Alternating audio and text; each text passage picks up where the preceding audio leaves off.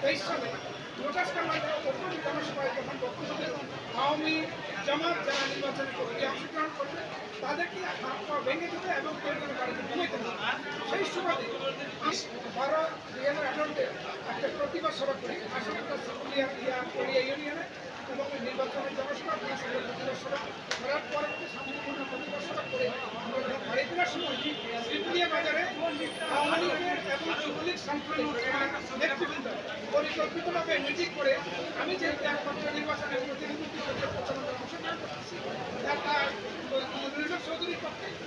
সেক্ষেত্রে তারা আমাকে টার্গেট করে আমাকে খুন করার জন্য তারা পরিকল্পনা করে এবং আগ্নেয় অস্ত্র হকি স্টিক দা এবং পিস্তল কাটা বন্দুক দিয়ে তারা আমাকে খুন করার জন্য শিবপুলিয়া বাজারে আওয়ামী লীগের অফিসে আমাকে আক্রমণ করে। কোনো রকমে আমি জীবন রক্ষা পেয়ে